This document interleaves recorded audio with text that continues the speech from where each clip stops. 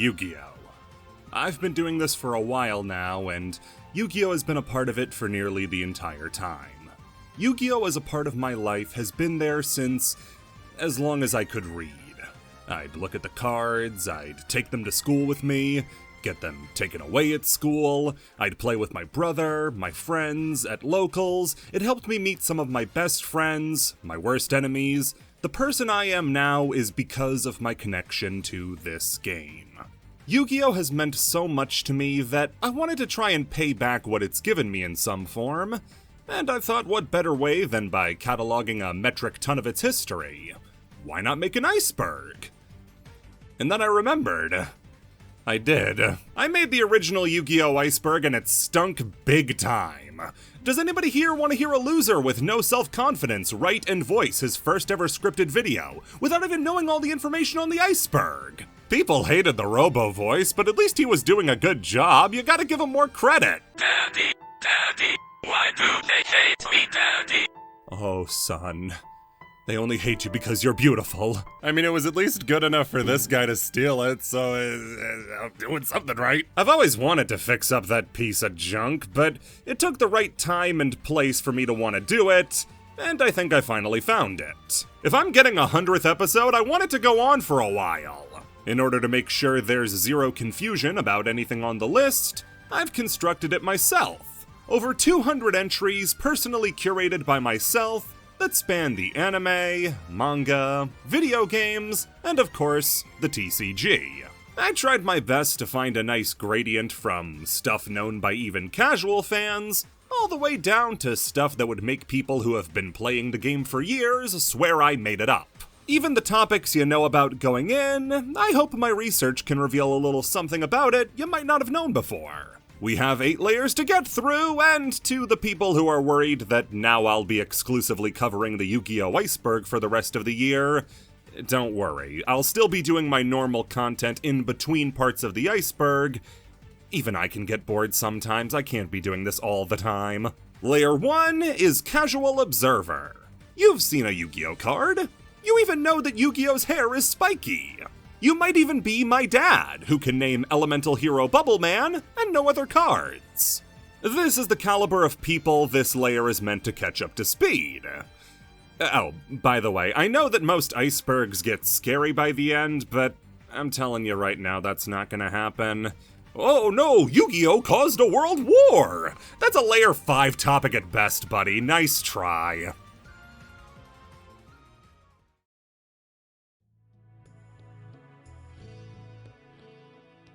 Kazuki Takahashi. Born on October 4th, 1961, Kazuo Takahashi grew up in Tokyo, Japan, and from a young age had been infatuated with manga like Mazinger Z and Devilman. However, this love for art was not something that was appreciated by his teachers in school, ending up with him getting the nickname the Poop Machine. That was because teachers would tell him all he was good for was eating, sleeping, and pooping. The constant put-downs, though, only spurred Takahashi to try harder to achieve his dream of working in the manga industry.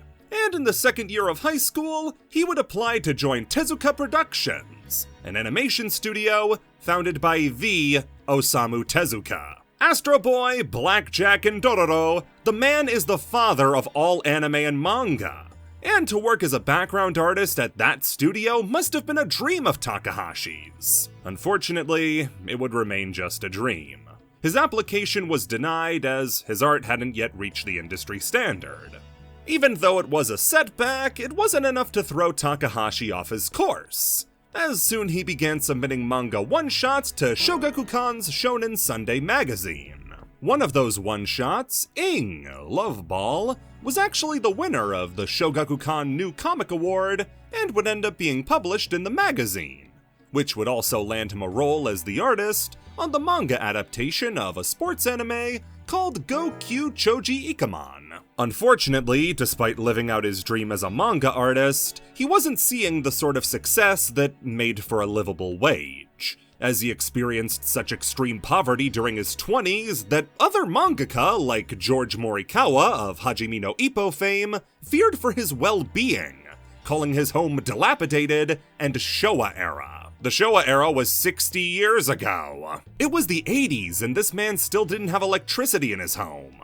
Eventually, the lack of running water and abundance of credit card debt was getting to Kazuo, and he decided to try to shift his efforts towards Weekly Shonen Jump, now going under his much more recognized professional name, Kazuki Takahashi. While he was working for Shonen Jump was when he would finally strike gold. He would combine his passion for tabletop games with a heavy dose of occultism to create a story about a boy with an alternate personality who would punish the wicked by forcing them to play for their lives in deadly games. And from there came Yu-Gi-Oh! The Egyptian theming was also landed on due to the culture's ties to the origins of many games commonly played throughout the world. Yu-Gi-Oh! Was unlike anything Takahashi had ever made before, because it made money.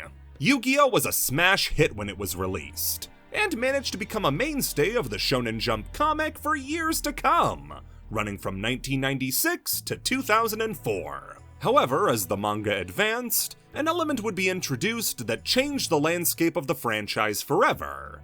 See, before a certain point, Yugi would always play a different game with each of his victims, usually related to whatever they had done wrong.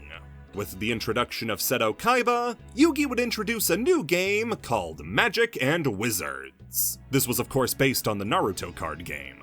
The game proved to be a very popular part of the story, and after a massive influx of fan letters asking to see more of the game, it would eventually take on a much more prevalent role, becoming the first time a punishment game was ever repeated. This would eventually see gaming company Konami reach out in an attempt to adapt the game into a physical TCG. With some retooling, the game would become Yu-Gi-Oh! And the manga would slowly retool itself to act more as a vehicle for the card game itself, using the characters from the original Yu-Gi-Oh! Story to play the game. From there, the rest is history. Yu-Gi-Oh! Would take the world by storm, selling millions of cards and is still going strong to this day. Kazuki Takahashi himself would stay involved in the series through a few of its spin-offs, mainly overseeing each series' manga adaptation, but would eventually be much more hands-off as the series progressed. From here, Takahashi would go on a hiatus from any serious manga creation, before returning in 2013 with a manga one-shot called Drum. He would also team up with Marvel of all companies in 2019 to illustrate an Iron Man and Spider-Man crossover for Jump Comics. Given his obvious love for American comics, the opportunity to make a comic for one of the two biggest companies on Earth must have been unreal. Unfortunately, we're all too familiar with how this story ends. On July 4th, 2022, a mother was screaming for help, as her 12-year-old daughter and her boyfriend were caught in a riptide at Okinawa's Mermaid Grotto diving spot. 2 US soldiers who were visiting the spot to go diving themselves recounted that before a proper rescue team could arrive, they saw a tall, thin scuba diver race towards the scene out of nowhere to help get the two out of danger. And while both the girl and the boyfriend made it back to shore, the scuba diver who saved them went missing in the chaos. 2 days later, the body of the scuba diver was recovered and found to be Kazuki Takahashi. Takahashi had been a lifelong fan of swimming, and made it a point to come to Okinawa every year in July to go scuba diving at the Mermaid Grotto diving spot. The details surrounding his death were kept under wrap for months following his passing, and while the instinct is to say it meant foul play was involved, the real reason was nothing like that. Police didn't release the information because they didn't want to traumatize the young girl that Takahashi had saved by letting her know that her hero perished while saving her. The final thing that Kazuki Takahashi did with his life was give it up to help others. The outpouring of grief from the Yu-Gi-Oh! And wider manga community was vast, with figures spanning from prominent personalities in the space of the game, to other manga artists, to voice actors, to animators, all paying tribute to the fallen artist. It may be small, but to this very day, the Yu-Gi-Oh! Subreddit has kept its banner as the final panel of the Pharaoh Atem from the original manga, with him walking into the afterlife with a thumbs up. Without Kazuki Takahashi, the lives of millions of people would be without the joy and friendship that Yu-Gi-Oh! Led to.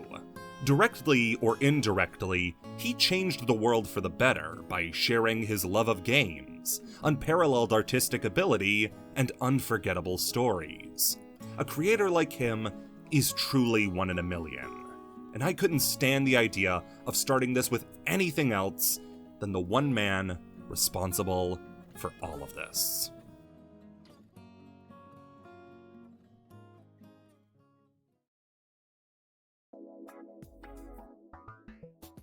What does Pot of Greed do? The amount of Yu-Gi-Oh! Cards that remain as cornerstones of the franchise, in the way that Pikachu is to Pokémon or Agumon is to Digimon, is short and exclusive. It's normally saved for the ace monsters of important characters from the anime, like Dark Magician, Blue Eyes White Dragon, and Red Eyes Black Dragon, or cards that were famous in the game for their usefulness, like Jinzo and Monster Reborn. Pot of Greed squarely falls into the latter category. A card almost as ubiquitous as any flavor of dragon. Pot of Greed has the shortest effect text in the game. 3 words, draw 2 cards. From when the game was just running normal monsters into each other, to the modern day with a rainbow of extra deck plays, Pot of Greed has, and always will be, an extremely broken card. Having more stuff to do than your opponent is often what decides games, and Pot of Greed makes it so any deck that plays it is at an automatic advantage. Of course, you can't play it today, as it was banned a long time ago, but its legacy in the game is still felt to this very day. Cards have been made in Pot of Greed's image that mimic its power, but only a fraction of it. The Pot of Avarice will let you draw 2 cards, but only if you shuffle back 5 monsters from your graveyard into your deck first. The Pot of Desires lets you draw 2 cards, after you banish the top 10 cards of your deck. Pot of Extravagance lets you draw 2 cards, but only if you banish 6 cards from your extra deck. You want to know the best part? Even with all of these cards having much steeper costs, and restrictions that mean you can't use multiple in a turn, or that it has to be the very first action you take in a turn, all 3 of these cards have been extremely playable, and even ban-worthy themselves for how good they are. Face it, drawing 2 cards is such a good effect that getting rid of the top 10 cards of your deck is a fairly reasonable cost. Other cards have also been made to support Pot of Greed that have been rendered moot by its banning, including Spirit of the Pot of Greed, Jar Robber, and Avatar of the Pot. Put it away. If your first thought when you saw Pot of Greed was, "God damn, do I need to put a Diet Coke in that thing?" You're in luck, because they do actually sell recreations of not just Pot of Greed, but every member of the Pot family. But that's just what the card is. What is the entry itself talking about? Well, for that, we're going to need to check out the anime. In the anime, duels have to be tightly scripted, and with only 5 cards to start and a few draw phases, it can be hard to believably get characters to the cards they need to continue the duel. As a result, Pot of Greed was often used in the anime as a way to refresh a character's hand and get them to the key cards they would need to carry out the duel as intended. The 2 cards they drew would also always be the exact 2 cards they needed for them to start their comeback. Joey isn't drawing Swordsman of Landstar and Battle Warrior off of Pot of Greed. No, that's Baby Dragon and Time Wizard every time. This was a tactic that was used up through Yu-Gi-Oh! GX, as the show slowly shifted away from it with Pot of Greed's banning in the real game, and not to get players' hopes up that the card was returning.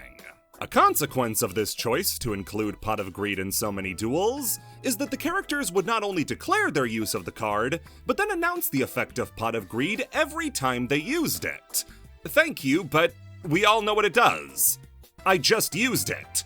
Stop reminding me! The real reason this was done was quite simply that you have to assume that every episode is somebody's first episode. No matter how mundane the effect is, you have to write it with the idea that someone might turn the TV on randomly and find the show. And if you don't explain what the cards do and how they function, it will be a mess for new viewers. That's why a card like Negate Attack needs to have its effect explained, despite doing so with its own name. But reasoning or not, people caught on very fast that Pot of Greed had its effect explained to the point of redundancy. And once people noticed, they started to joke about it. The Pot of Greed trend really began to pick up steam in 2014, when YouTuber Wheeler uploaded a video stitching together every instance of the card's use in the anime. The original video has since been taken down, but a recreation by YouTuber Penguins in Pajamas 2 still remains with over 3 million views. Other videos would come along to expound on the trend by treating the effect of Pot of Greed like it was difficult to understand, and that it took a lot of effort to explain a simple effect. The most prominent example is from acclaimed White Chamber YouTuber Rada, who published a video on it in 2016. A video he loves like a firstborn son. The trend found new life in 2019 when YouTuber and streamer Wayne Radio TV played the VR game Duel Monsters VR, and played Pot of Greed over and over and over again as his opponent gets increasingly frustrated. The meme eventually got simplified and broken down to its most basic form possible, asking, "What does Pot of Greed do?" This joke has two sides to it. To those outside of the TCG space, it's a fun joke that calls back to some silly internet videos and a game and anime they kind of remember. To anybody inside the TCG space, it is one of the most overused jokes of all time. I would know, as I have a very personal and very negative experience with the joke from my time in college. I was a shy little mouse trying to eat my lunch in the common area of one of the buildings when I see a group of guys all playing Yu-Gi-Oh! I thought this was my chance. I could make some friends, find some people to play the game with, and have a good time. My heart sunk to the most distant, deepest depths when I heard them shouting. F***ing shouting! What does Pot of Greed do? It wasn't that they were saying the joke, it's they were saying it over and over again, each time getting louder. I couldn't bear the shame of knowing what they were talking about and went back to my dorm room, knowing this is how the world would see me if I admitted to knowing what a Predaplant was. Yu-Gi-Oh! The Abridged Series. Fanworks surrounding Yu-Gi-Oh! Are incredibly easy to come by on the internet, in the form of both narrative pieces that seek to make their own series in the image of the original, and less flattering works that tend to poke fun at the source material in all its insanity. The most famous Yu-Gi-Oh! Fan work, though, didn't just change the fan base, it changed internet culture forever. Yu-Gi-Oh! The Abridged Series. Created by Kamen Rider Bud aficionado Martin Billany, better known as Little Karibo. Yu-Gi-Oh! The Abridged Series served as a sort of humorous fan dub of the original Yu-Gi-Oh! Series, taking the concepts and characters from the original and reworking them for a more comedic setting. True to its name as well, episode lengths were truncated majorly, abridging 22-minute episodes into much smaller and more digestible experiences, often taking multi-part duels and shrinking them down to a single episode's length. The series is the very first example of an abridged anime series, which, while they've largely gone away in the years since, once ruled YouTube. Every series under the sun had an abridged version that followed in the footsteps of Martin's work. Dragon Ball Z abridged by Team 4-Star, Haruhi Suzumiya abridged by My Toaster is Moist, JoJo's Bizarre Adventure abridged by Antfish, Dub of the North Star by Weekly Tube Show, the list goes on and on. The show has continued to release ever since the original episode all the way back in 2006, as recently as 3 months ago as of writing this. The show has adapted every arc of the anime up into the final season, growing and changing with the times as the series' own established lore started to wrap back around on itself and influence later plotlines. The Orichalcos arc in particular seems to be a more meta look at the show as a whole, looking back on older choices like making Weevil Underwood and Rex Raptor Beavis and Butthead, and seeing what can be done to tell a more dramatic story, not with the Yu-Gi-Oh characters, but the abridged characters specifically. It's one of the most interesting fan works on the entire internet for the fact it's gone on for so long, outlasting every other abridged series, and has changed so much from a simple parody to a love letter to the show itself and the culture that surrounds it. Obviously, it's not a show for everybody, as the humor in it is very subjective, and that length that it's been going on for has led to older episodes being, oh, dog rough. The minorest of minor controversies broke out when Martin went back to older episodes and added a disclaimer that the jokes don't represent his current views and were products of the time. Ultimately, those older jokes being there is a testament to how this is an enduring and ever-changing piece of internet history that's been going on for 20 years of on-again, off-again production. Seriously, the amount of times the Yu-Gi-Oh! Abridged channel has been taken down is insane. That's on top of in-show cancellations that were either jokes or meant to stick. Speaking of jokes, Yu-Gi-Oh! Abridged spawned a whole host of different memes and inside jokes from its characters, like Kaiba's catchphrase, "Screw the rules, I have money," or Joey's Brooklyn Rage, both of which have been so lampshaded there are probably more examples of them making jokes about the catchphrases than there are instances of them being catchphrases. There's also the actual 4Kids dialogue joke that references when a line from the original series was so odd that no change was needed to make it funny. Think Digital Dummy. There would also be song parodies sung in character, like Brooklyn Rage, which parodied Lady Gaga's Bad Romance, or Leather Pants, sung by Bakura and Merrick, which parodied Lady Gaga's Bad Romance. Okay, he had a favorite song. I don't want it to sound like Yu-Gi-Oh! Abridged was a negative thing at all. No, it paved the way for so many creative types to express their love for their favorite anime series, and even gave some people the on-ramp to work in major projects in anime dubbing. On a personal note, I've been watching this series since damn near elementary school. Ever since I found it in the favorites playlist of a total Pokemon Island YouTuber. That's alright, you can talk about how badass I am. It's a cornerstone of internet culture that's influenced a lot of stuff, whether you realize it or not. And it's impossible to argue that without Yu-Gi-Oh! Abridged, a lot of people wouldn't be into Yu-Gi-Oh! Nowadays.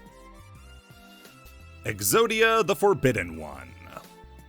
Another card like Pot of Greed that transcends being just a Yu-Gi-Oh! Card and becomes a staple of the culture surrounding Yu-Gi-Oh! Exodia the Forbidden One is an effect monster. One of the first 5 ever released, actually, in the original Legends of the Blue Eyes White Dragon pack. What a misbalanced lineup, by the way. Destroy a spell, destroy a trap, destroy a monster. Win the game! Yes, with this one card, you can end the entire game in an instant. Only problem is you need 4 other cards to do it. By having the left arm, left leg, and right leg of the Forbidden One in your hand at the same time, with the head of Exodia, you will assemble all 5 pieces and win the game on the spot. In Yu-Gi-Oh!, this is known as an alternate win condition, which is a way to win the game that doesn't involve reducing your opponent's life points to 0 or causing them to deck out. And there are loads of them across the entire game. A Final Countdown, Destiny Board, Ghost Trick Angel of Mischief. One of the most recent packs, Rage of the Abyss, included a brand new alt-win condition in Fireworks Celebration. But none of them have come even close to the amount of iconicity and support that Exodia has received. Its most noteworthy appearance was in the original Yu-Gi-Oh! Anime, where it served as the climactic finale to the first duel between Yugi and Kaiba, leading to the famous exchange where Kaiba tells Yugi to draw his last pathetic card, only for Yugi to draw the exact card he needed to win the game on the spot. Only a few episodes later, though, and Weevil Underwood throws the pieces of Exodia off of a boat and into the ocean, because the main character having a mechanism to win the game instantly would make for a very bad show. Exodia himself is based on the story of Osiris from Egyptian mythology, having been cut up into 5 different pieces and thrown into a river. Later still, one of Merrick's rare hunters uses 3 of every limb of Exodia to try to hedge his bets to go for the instant kill, only for Yugi to point out how inconsistent and weak this makes his deck. This particular instance is in reference to the actual practice of loading your deck up with Exodia parts and draw cards to create a nearly unbeatable deck that won before the opponent ever got to play. This eventually ended when the Exodia parts were limited to only 1 copy each, where they've stayed ever since. Exodia's influence and notoriety have been widespread both in the game itself, but also in pop culture, as he and the scenes he appears in are frequently used in memes to showcase an unbeatable situation. This particular image of Yugi revealing the final piece of Exodia especially gets used very frequently, when trying to hit somebody with a sudden turnabout in an argument. As for the game itself, it didn't take very long for a whole host of different versions of Exodia to be made that tried to capture the magic of that original scene and turn it from a set of 5 cards into a proper deck. These new versions include Exodia Necros, Exod Master of the Guard, Exodius the Ultimate Forbidden Lord, the legendary Exodia Incarnate, and Exodia the Legendary Defender. In one of the most recent sets released in the TCG, the Infinite Forbidden, a whole new set of Exodia support was revealed, the Millennium Monsters. These take old normal monsters like Millennium Golem, Millennium Shield, and Sengenjin, and reworks them as cards meant to enable the summon of the unstoppable Exodia Incarnate, using all 5 pieces as fusion material rather than pieces of an automatic win. There is one other Exodia though, True Exodia.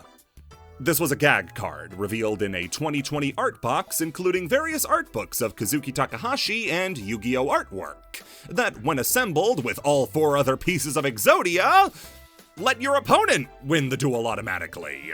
To this very day, he's endured in both popular culture and the culture of the game as one of Yu-Gi-Oh's most beloved cards.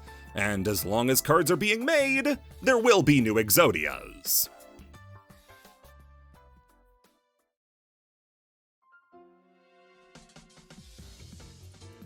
Dramatic Crossroads. Did you think we were done talking about memes yet? Because don't worry, we're not. If you've been on social media for some length of time, you're familiar with this image. It's a common image meme to show 2 separate choices that can be made from the same starting point, one being good and the other being bad.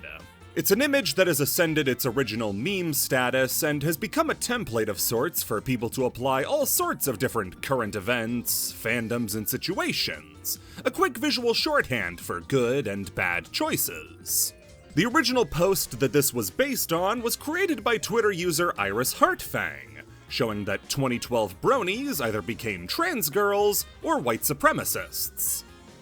I haven't shown the image yet, but I would hope you know which is on which side. So, are you ready for the big reveal? The artwork used in this meme is a Yu-Gi-Oh! Card. More than that, it's not even a real Yu-Gi-Oh! Card. The card is called Dramatic Crossroads, and was used in the Yu-Gi-Oh! GX anime in episode 47 by Chaz Princeton. In the episode, Chaz is trying to win the affections of Alexis Rhodes and uses the effect of Dramatic Crossroads to transfer a card from his hand to the opponent's, and uses that to give her a love note. The card has never been officially printed as a legal card, though online proxies do exist. How Konami has not leapt at the opportunity to print this card in the most hideous rarity they can and short print it to hell and back to squeeze as much money as they can out of people is beyond me. The God Cards. Another set of iconic cards from the original series, Obelisk the Tormentor, Slifer the Sky Dragon, and the Winged Dragon of Ra. These 3 cards represent the Egyptian gods Ra, well, Slifer isn't a god of anything but business, but his Japanese name is the Sky Dragon of Osiris, and Obelisk... Okay, even in Japanese, Obelisk isn't a god, it's more of a monument. Regardless of their questionable divinity, these 3 cards were the focal point of the second and most popular arc of the original series, Battle City. Created by Duel Monsters creator Maximilian Pegasus, the Egyptian god cards were 3 cards made in the image of the actual gods represented on them: Slifer, Obelisk, and Ra. Using the image of a god on a trading card, though, is a massive sin. And while Pegasus was drafting up the cards, his entire excavation team in Egypt was killed. The only reason Pegasus didn't die alongside them was due to his Millennium item, the Millennium Eye. But if a simple rendering was enough to invoke their wrath, mass production would cause worldwide cataclysm. He tried handing off the cards to Egyptian Antiquities Secretary General Ishizu Ishtar, but her brother, Merik Ishtar, stole Slifer and Ra and planned on using them to get revenge on the Pharaoh Atem, and then rule the world. Ishizu entrusted the final god card, Obelisk, to Seto Kaiba, and gave him the idea to start the Battle City tournament as a way to draw out Merik and retrieve the 2 other god cards. Kaiba was on board with the idea, but only because it meant he could duel Yugi again and prove he was superior. In a duel with one of Merik's henchmen, Strings, Yugi managed to get Slifer for himself, and the triad is set. Yugi had Slifer, Kaiba had Obelisk, and Merik had Ra. The god cards are special in the anime for their ability to resist the effects of every other card in the game, and be truly invincible to anything but another god card.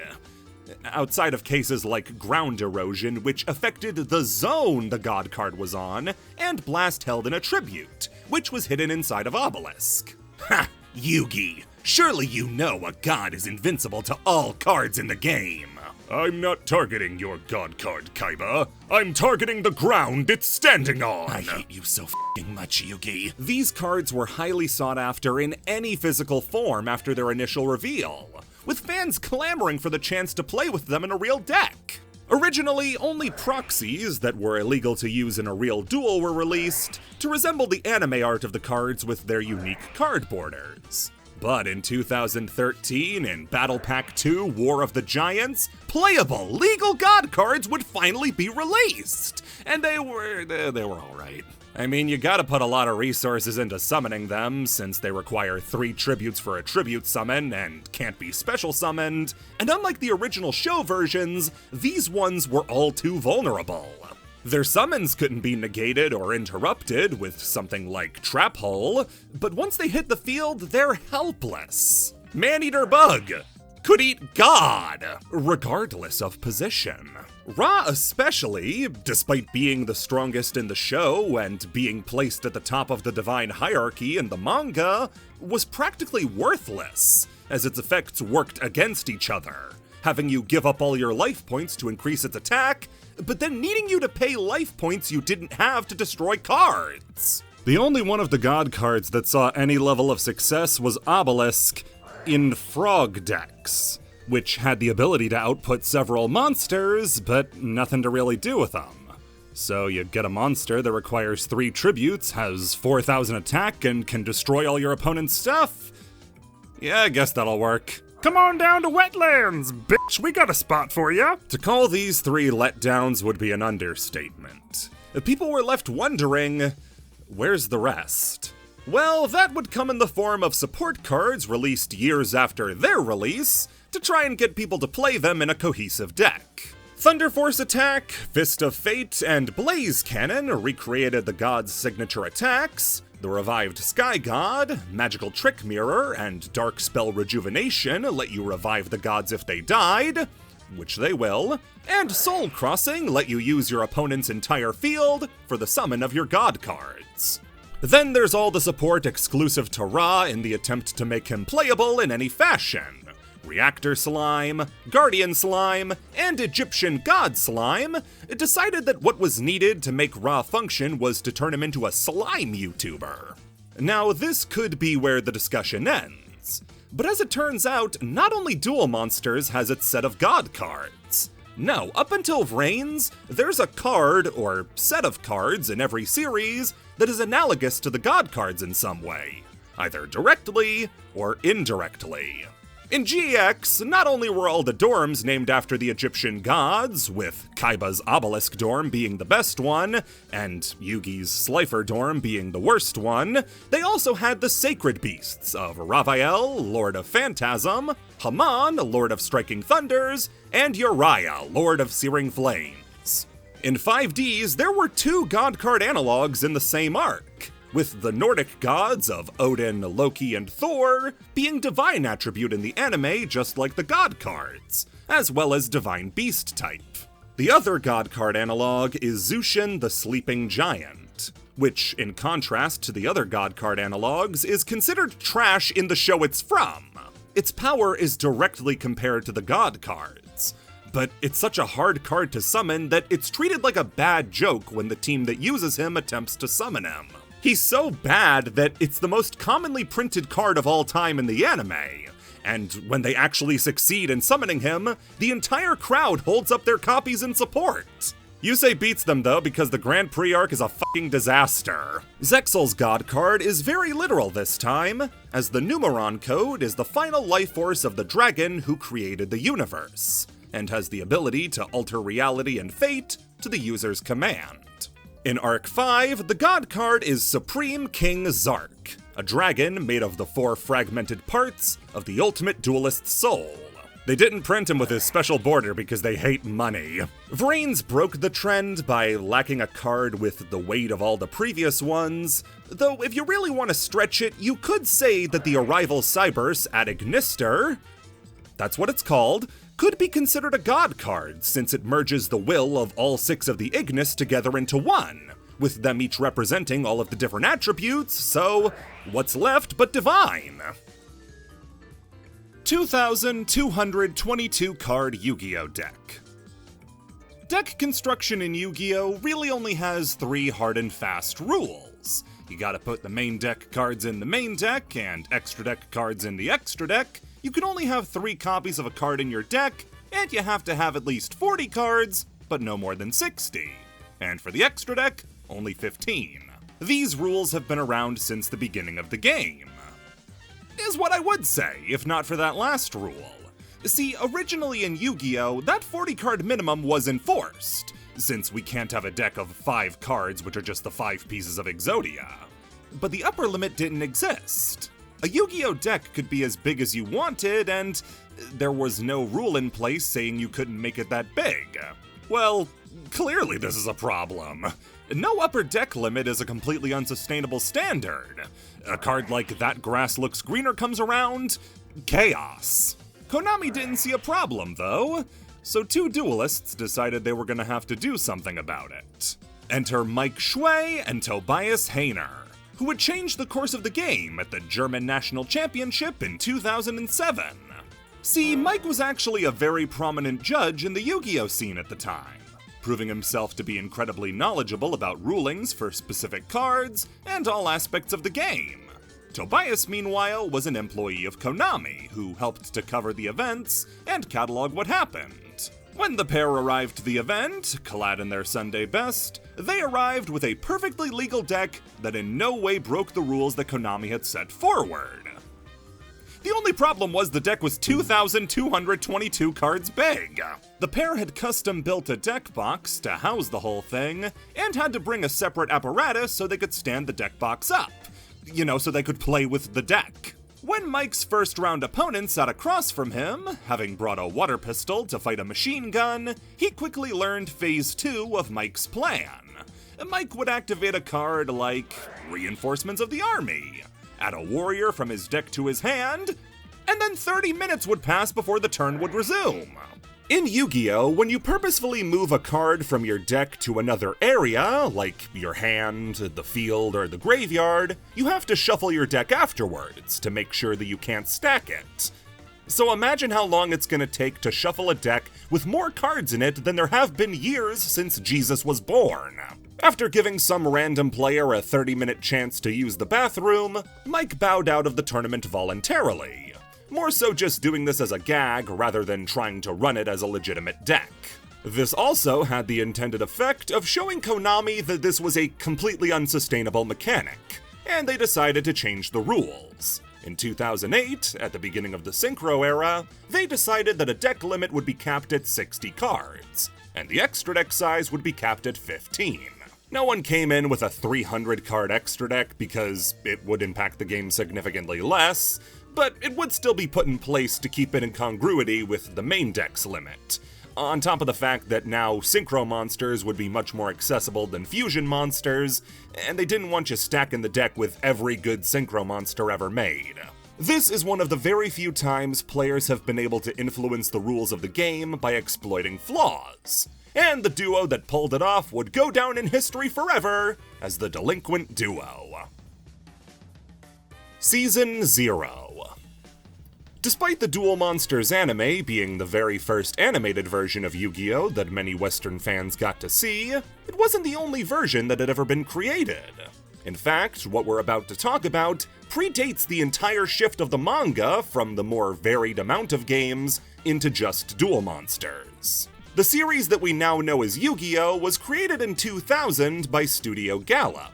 In 1998, though, Toei Animation would acquire the rights to make a Yu-Gi-Oh! Anime. 1998 was right in the transitory period from the original 3 arcs into the proper Yu-Gi-Oh! Storyline. And instead of going with the newest material, they would elect to start from the beginning in what's known as the School Arc. Now, despite being called Season 0, this doesn't really act as a prequel to the story you know, seeing as it adapts the story from what's essentially a different manga, and that's exactly the reason it has its infamous reputation. Growing up with the heavily censored version of the story, then going back to the original manga, is a trip. Down a flight of stairs into hell. Crimes that in the later animes and mangas would be settled with a duel are here made right by the Pharaoh, who acts as an executioner, challenging criminals to death games where they played for their lives. You try and extort money and beat up kids? You have to play Old Maid or get ripped apart by worms. Try and hold a diner hostage? Play Guess Which Finger I'm Holding Up or burst into flames. Steal a watch? Play a game of stopwatch or have your bones turned into clocks and gears. Most of these are simply illusions to keep the main character from turning into a mass murderer, but the imagery of some of them is haunting. The animation as a whole is very different from the Gallop era of Yu-Gi-Oh!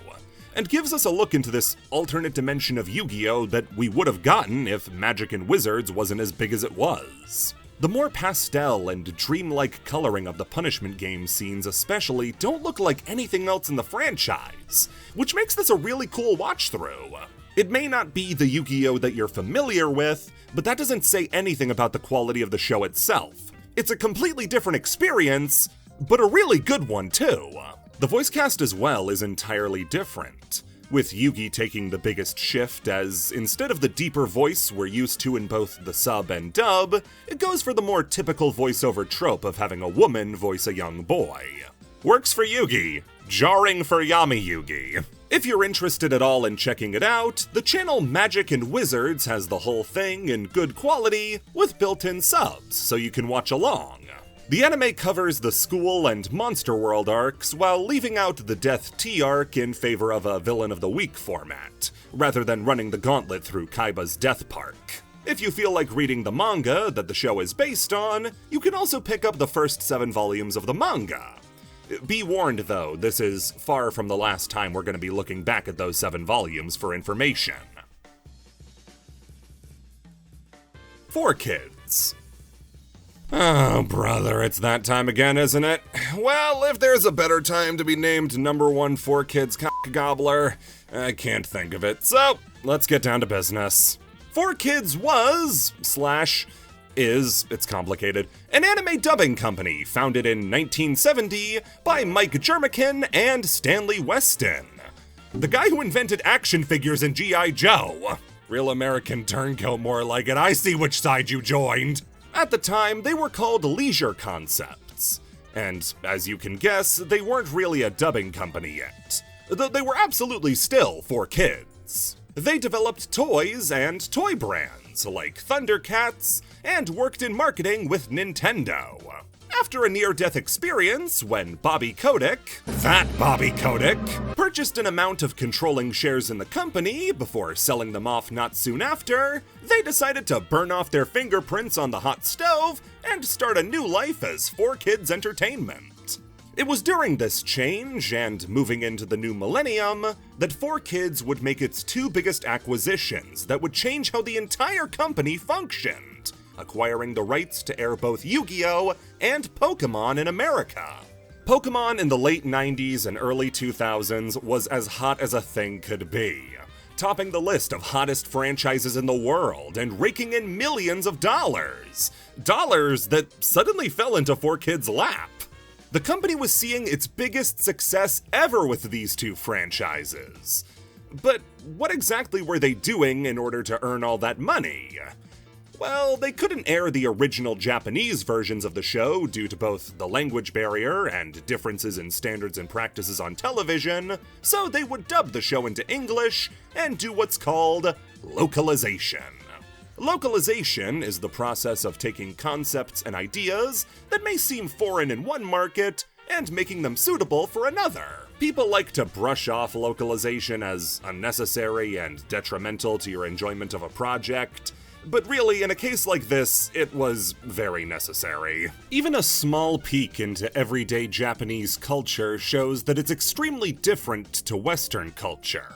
So a one-for-one translation would be, at best, extremely jarring, on top of more basic things like sentence structuring and phrases that don't translate. A big example can be found in Pokemon with onigiri, which barely exists in America now and certainly didn't on a mass scale in the 90s. The infamous change was made to have Brock call rice balls jelly donuts.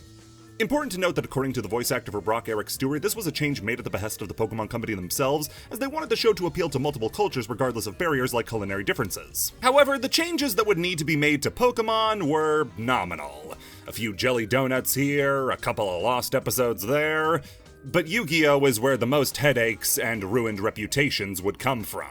Things that don't fly on American kids' television are par for the course in Japan, including firearms, more prominent boobs and butts, and life-threatening situations. If the show was going to air on American TV, a lot of different changes were going to have to be made, including removing all references to death, sanding off every boob they could find, and somehow trying to find a way to make this not look like a dick. Perfect. The 4Kids censorship of Yu-Gi-Oh! Is infamous for many awkward and seemingly unnecessary changes to the source material, like guns being replaced with angry pointing, or buzzsaws turning into dark energy discs. This earned 4Kids a really bad reputation among fans, on top of other things like taking down the Yu-Gi-Oh! Abridged YouTube channel repeatedly, to the point it became a plot device in the show itself. And I hate doing this. You can't put corporate shill on a dating profile, but it kinda makes sense why they had to do this. Broadcast standards and practices are strict as hell on children's programming. No way could they get away with half of what was on Yu-Gi-Oh! Looking at interviews and panels done by 4Kids employees, like the previously mentioned Eric Stewart, show just how hard it was to get something like Yu-Gi-Oh! On the air. And as for the abridged stuff, listen, the Japanese are the most litigious copyright fiends on planet Earth. Just try uploading a clip from New Japan Pro Wrestling. I can't. 4Kids, as the American distributors of Yu-Gi-Oh!, are beholden to a lot of choices made by Nihon Ad Systems, the company they were licensing the show from. If they say take the show down, the show goes down. And then 4Kids is the name that's written on the copyright takedown. Besides, as you're gonna learn a lot later, 4Kids not only largely didn't mind the Abridged series, but even referenced it on occasion. Again, you can't trade in 4Kids credit for insulin. I'm not doing this for my health. I just think 4Kids hate at this point is kinda tired, and it doesn't really get to the core of why these decisions were made. And besides, it's not like you gotta worry about them doing it anymore since they already died. Then they lived, then they died again. And now I think they're on an oxygen machine? 4Kids technically still exists as 4K Media, but they're now called Konami Cross Media NY, which still handles the dub of the Yu-Gi-Oh! Series to this very day into the Rush Duel era, which even includes voice actors from the original dub in their latest material, like Wayne Grayson, the voice of Joey Wheeler, who in Yu-Gi-Oh! 7's voices Seat Bastion, a sentient chair who duels using a deck full of chairs. Did I mention the Rush Duel era is batshit insane? The Shadow Realm. One of the many tricks that the team at 4Kids would use to get around network censorship. There were simply too many instances of characters dying or being incapacitated to cut out every single one of them, while still having a show that makes sense. So a clever workaround was needed to think of how to write off characters without killing them. That's when an ingenious idea was reached. It's not killing them if we trap them in a realm of eternal torment and agony! The result was an entirely American concept, the Shadow Realm. Characters who lost Shadow games were sent to the Shadow Realm, and it made it possible to air some of the darker content without compromising it too much.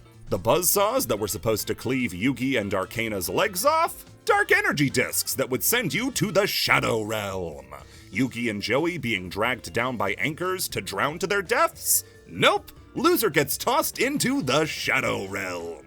Joey gets singed down to the bone by God's holy fire? Whew, looks like somebody got a bad case of the Shadow Realm. Walk it off, you'll be fine. The Shadow Realm filled in a lot of different holes that the showrunners needed to fill, saving vital scenes that couldn't be cut from being left on the cutting room floor. People are still surprised to learn that a Shadow Realm is never mentioned in the original Japanese version. Instead, Merrick is a mass murderer who cleaves through about a half a dozen of his own henchmen to try to take down Yugi. Despite that, it can be argued that it's not that bad of an addition. It does fit the show's more mystical and occult themes to have a dark dimension rather than just death. Similarly to a lot of 4Kids dub changes, the Shadow Realm has taken on a life of its own in meme culture as a shorthand for death. Saying you're going to the Shadow Realm is generally understood to mean, I'm gonna kill you. If you want to find a less dehumanizing way to say kill yourself than unaliving, somehow taking a trip to the Shadow Realm works just fine.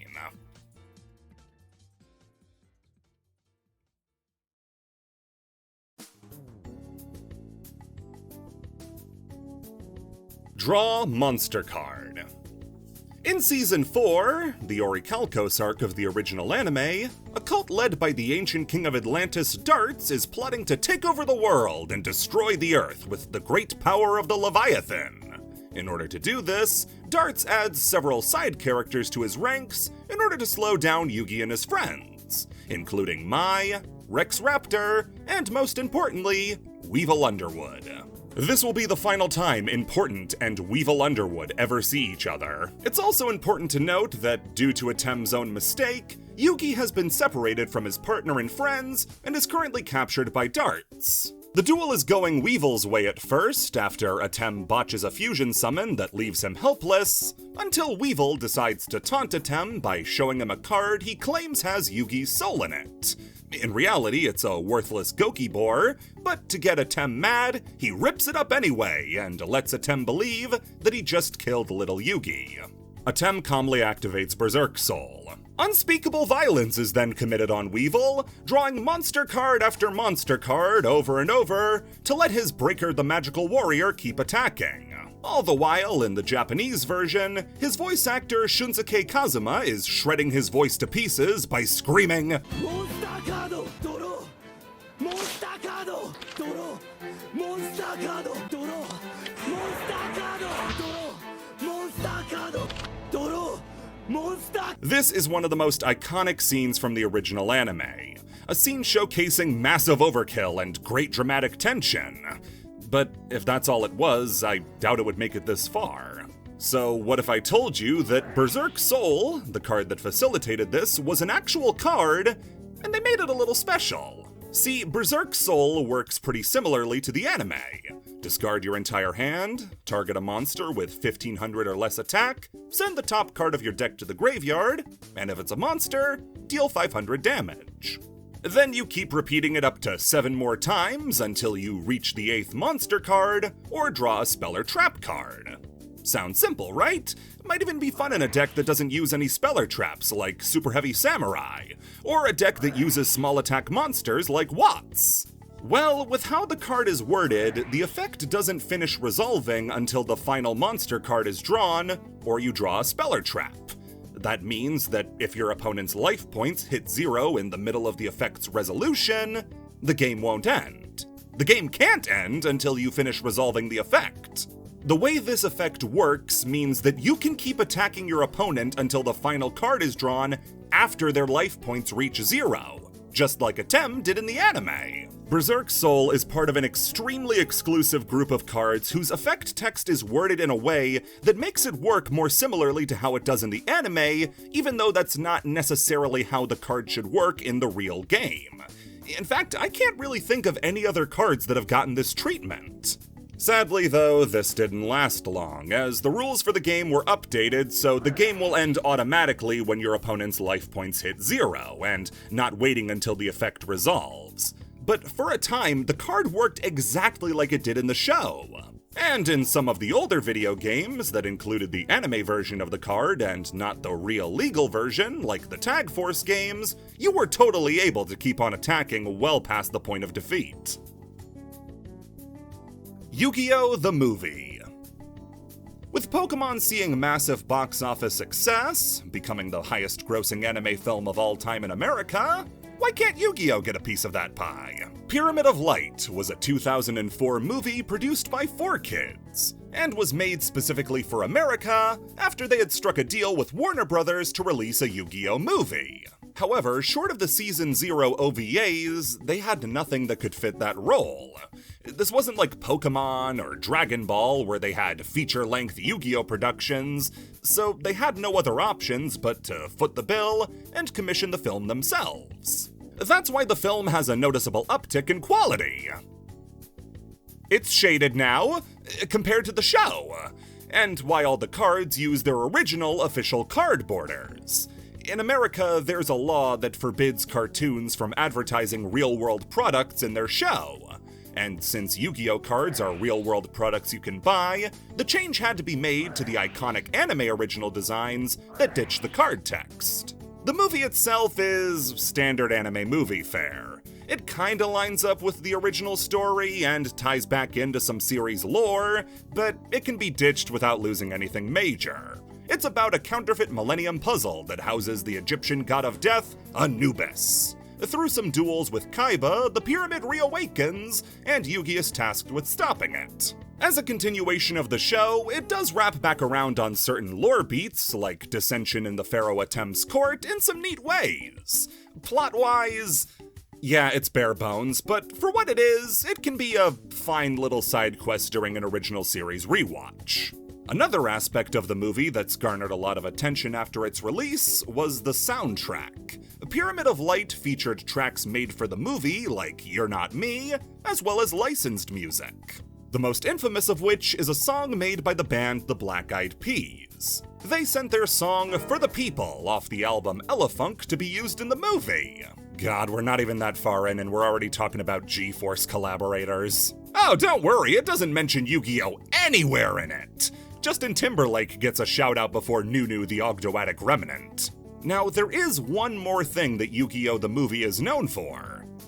It's god-awful. The film is routinely rated as one of the worst animated films of all time, and for a time was rated the worst on review aggregate site Metacritic. It only lost that throne on a dusty July 28th morning when the world learned the meaning of meh.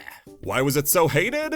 Well, you gotta remember that this was released as a movie that anyone could watch. This wasn't a Dragon Ball movie you'd have to tape trade for at an anime convention, or a Pokemon movie that could easily be explained to even non-fans. This movie is a majority characters playing a card game that looks outright random to the untrained eye.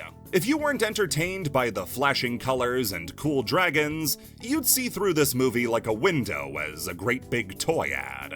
The movie also missed out on the window created by the first 3 Pokemon movies, and bombed at the box office, only making $29 million on a $20 million budget. Despite that being the case, it was still the third or fourth highest grossing anime movie for a long time, despite being box office poison, until some bigger budget releases were made, like more Dragon Ball movies and the My Hero Academia movie. This would also be one of the few times that Japan would have to dub an American Yu-Gi-Oh! Production, with their version of the movie airing on Japanese televisions, with 12 additional minutes of animation. Nowadays, it's barely regarded, and even less often referenced, with Konami rarely reprinting the cards included with the movie. Although in 2018, it did see a very limited reissuing in select theaters to celebrate the release of Yu-Gi-Oh! Vrains. That celebration was capped off with a jump scare as the first episode of Vrains was shown following the film. You gather up a bunch of Yu-Gi-Oh! Fans into a room whose last exposure to the game was Wadapon and then surprise them with Decode Talker? Just throw acid in their face while you're at it. Duel Links. Now, we're not at a loss for Yu-Gi-Oh! Video games in this list. Heavens know that we have dozens of them coming up soon, from the well-known to the obscure. But something that Konami seemed unwilling to do for a really long time was just give us a way to play the card game with other people online. There was Yu-Gi-Oh! Online, a defunct MMO that gave you the chance to play, but it was such a complex mess of broken laws and jank economy that we're not going to be seeing it for a really long time. The first game in the modern era that Konami gave us as a way to play Yu-Gi-Oh! With other players, not that one, was Yu-Gi-Oh! Duel Links, released on November 17th of 2016. This was originally released on mobile devices before making its way onto Steam, and is technically a way to play Yu-Gi-Oh!, but not the way you might know. See, the board and turn structure have both been shrunk, to only have 3 zones for monsters and back row, and now ditching main phase 2. The key draw for this game, though, wasn't the new gameplay style, but rather its dedication to bring back in lapsed fans with anime nostalgia. Duel Links leaned heavily on this by letting you unlock different duelists from across the series, starting out with only dual monsters before expanding into GX, 5Ds, Zexal, Arc 5, Vrains, and even the Japan-exclusive Rush duels. These characters would be voiced by their original actors whenever possible, and would get voice lines for when you summoned key cards they used in the show. For their ace monsters, there were even special summon animations created for when they were played, like Dark Magician and Blue Eyes. Included alongside them were various skills that each character could use, that allowed them to emulate moments from the anime, or give boosts to decks that needed them. For instance, in the show, Bandit Keith would use sleight of hand tricks to add 7 completed to his hand from his wristband. And in Duel Links, the skill Sleight of Hand allows you to do exactly that, even down to saying you're storing the cards in your wristbands.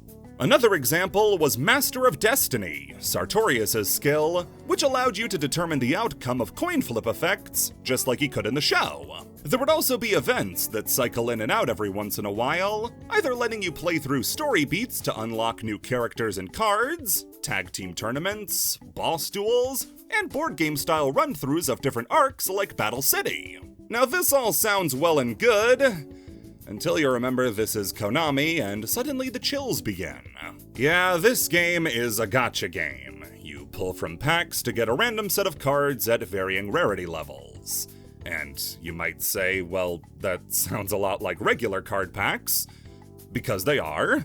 And then you might say, how are card packs not under the same laws that loot boxes are? And to that I say, don't sell at the con job, narc! Boxes in this game, though, are something else, because cards are actually in limited quantities, where each box will give you, at most, 2 of any super rare or above cards. In a silly world, you might say this is a good thing, since the more normals and rares you get, the more likely you are to get the supers or above. What this really means, though, is that if the card you need 3 of is an ultra rare, you're gonna go digging through the box 3 separate times, with no guarantee on when you're gonna get another one. I can't speak for all gacha games, it's not a genre or payment model I'm really into, but as somebody who played this for 2 years until quitting, this is one of the worst when it comes to squeezing players for as much money as they're worth. I briefly tried getting back into it when the Rush Duel world was added, and while it is a super slick client with a lot of fun stuff in it, the grind to get new stuff without spending money is so insane I couldn't stick around. It's hard to argue that this system doesn't work though, as here are the top grossing TCG apps in the world today. And here's Duel Links.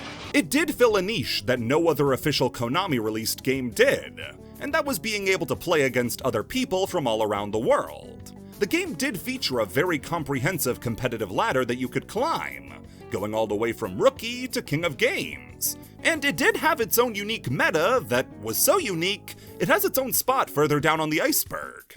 I can't say I didn't enjoy my time playing the game, because I did, and even met some great friends thanks to it. And it can't be stated enough how many people got back into Yu-Gi-Oh! Thanks to Yu-Gi-Oh! Abridged, but then the on-ramp that Duel Links supplied. But between this and their next attempt, it's clear where most serious Yu-Gi-Oh! Players are playing nowadays. Master Duel. Released in 2022, Master Duel was Konami's second major push to try to make Yu-Gi-Oh! Playable the world over. And this time, there were no alternate formats or anime emulating skills. This was far closer to traditional Yu-Gi-Oh! Where Duel Links served as a way for casual players to get serious, Master Duel was a way for competitive players to get even more serious. The main attraction for the game is having a Konami-sanctioned way to play Yu-Gi-Oh! Online with the slickest client possible, with tons of love and attention given into summon animations, duel fields, music, and accessories. You can collect so many things, like mates that will watch you as you duel and cheer you on, sleeves for your cards, different mats that are 3D representations of different iconic cards and locales. There's so much to collect here, you might forget about the 10,000 cards that are being constantly updated. But then you remember that Konami is making this and the chills start again. But then you actually start playing, and the chills go away. For as greedy and money-hungry as Duel Links is, Master Duel is every bit surprisingly cheap and affordable. Alright, let's not try to set expectations too high here. You're still gonna be struggling for gems if you don't plop down a little cash, but the game actually does try to make things as simple as it can for players who want to stay on a budget. You get a healthy amount of gems for simply playing the game, you can complete simple tasks each day to earn even more, it's got an absurdly generous battle pass that allows you to earn even more gems on top of exclusive items, and the crafting system means that any deck can be converted into any other deck with a little hard work. Compared to most other gacha games or digital TCGs, Master Duel is insanely giving to the point I kind of expected the rug to be pulled out from under me. No, it really seems like Konami learned from Duel Links, how to properly price things out, and has seen a huge return on their investment. Master Duel has been a smash hit, bringing back in just as many, if not more players than Duel Links ever did, and has been the center point of pretty much all content creation in the Yu-Gi-Oh! Space. If you want something to participate in while playing, there's of course the competitive ladder, but also frequent events with themed restrictions, like only being able to use water monsters, or using cards of a certain rarity. On top of that is solo mode, which allows you to rent out a deck and play through a mini story mode that helps expand upon the storylines told across cards. As somebody who does love the game, it's so nice to finally be able to play it through official channels. That doesn't mean there aren't some other ways to play. Archetypes. Yu-Gi-Oh! Decks at the beginning of the game lacked any real synergy in their cards outside of extremely specific equip and field spells that might let your monsters beat over your opponent's monsters. The best combo Yu-Gi-Oh! Players could cook up was Raigeki into Silverfang. They were cooking with hot breath at this point. The only time cards would mention each other would be in hyper-specific anime cards like Burst Stream of Destruction or Thousand Knives. Decks were really just all the best cards mashed up into one, with a theme maybe existing if they were playing something like Chaos, which needed loads of light and dark monsters, but not any specific light or dark monsters. The characters in the show would have a theme like water monsters or machines, but those sorts of decks were just totally impractical in the real game. So, in the pack Dark Crisis, they began testing the idea of archetypes, cards that have a unifying gameplay style and visual theme to make decks less monster mashes and more you leading an army of cohesive monsters into battle. The idea was kicked off with Archfiends, an archetype that includes a metric ton of monsters, some of whom also belong to other archetypes, like Labyrinth Archfiend and Red Dragon Archfiend. But the Chess Archfiends of Dark Crisis were the first ones to usher in the concept. What makes an archetype is really simple. As long as a name is listed in quotations on a card, it's officially an archetype. So of course the Archfiends don't actually have their names in quotations on their original printings. Alright, off to a great start. Gotta love the ancient wording on these old-ass cards. Of course you have blue hair and pronouns. The Dual Monsters era would introduce a few other different archetypes to the game, like the Gravekeepers, the first deck to introduce archetypal spells and traps, Amazoness, and Nephthys, but in GX, they took the concept and ran with it. Out were the days of anime characters playing Fish, the deck. Now they would be playing Elemental Heroes, Cyber Dragons, and Crystal Beasts. This also helped to change up the real game as well, as instead of being hamstrung by having to just print powerful individual cards, they could print powerful cards for specific archetypes. Instead of heroes having to just rely on reinforcements of the army, they could get their own version in E Emergency Call. Cyber Dragons didn't have to bum it with boring old polymerization to get to their fusion monsters. They could go even further with Power Bond. Ojamas could blow up the entire field with Ojama Delta Hurricane, an effect so good that the two cards that make up its effect are both banned. While the concept was still a little touch and go in 5Ds and Zexal, with both main characters playing Monster Mash decks that were retrofitted into archetypes, Arc V and Vrains both went whole hog, and gave archetypes to pretty much every character in the show, no matter how big or small. The game as well got dozens of original archetypes, and as the game advanced, they had to start getting more unique and creative with what they were based on. They covered a lot of really basic concepts early on. Superheroes, cartoon cars, dinosaurs, tokusatsu. I don't know how many times I'm supposed to say tokusatsu, but I know that I'll find enough archetypes to make it fit. Tokusatsu! What happens when you push them to be more creative? Well, that's how you get a recreation of the first Christmas. Except the Star of Bethlehem is a giant f***ing dragon, and outer atmospheric electrical anomalies wearing cool coats. And now, if you'll allow me, I would like to name off just a few of the strangest archetypes Yu-Gi-Oh! Has for your enjoyment. Cosmos on the outside appear to be an archetype of spaceships and their pilots, but as you look closer, you'll realize... wait, a farm girl? A tin can? A straw man? A cowardly lion?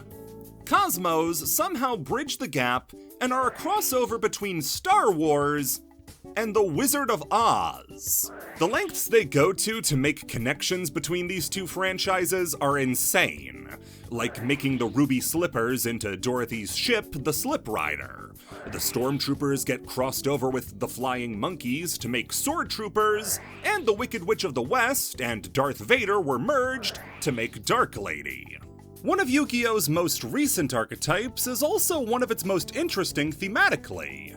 Malice is an archetype of Cybers monsters, which means they're computer-themed, specifically based on different viruses and malware. However, it just so happens that terms like White Rabbit, Mousejack, and Cheshire all line up with the characters of Alice in Wonderland. The archetype takes the two and merges them, turning the Cheshire Cat and Red Queen into ransomware. Boojins are one of the craziest since the series it draws inspiration from is Yu-Gi-Oh! All of the main monsters in Bujin are designed after different characters from the GX anime, with Yamato being Jaden, Mikazuchi being Chaz, Harumi being Alexis, so on and so forth. An archetype really can be anything, from French pastries to Iranian birds to football teams to extraterrestrials. The variety in aesthetics and gameplay styles of archetypes, to me, is one of the best parts of Yu-Gi-Oh! Not tying itself down to any theme in particular, and instead going nuts with all sorts of different art styles and ideas. Think really hard about any interest you have, and likely, you'll find a deck based on it. Ugh, I'm only into the 1821 German opera Der Freischütz, buddy. Retrains. Yu-Gi-Oh! Relies on nostalgia more than any other card game, short of Lorcana. When you think about how most people got into the game, watching the anime, it makes sense that you want to go out of your way to cater to the demographic coming back to the game and looking for the cards they played with when they were younger. The problem there is that cards printed before WrestleMania 20 aren't going to hold the test of time versus WrestleMania 40 cards.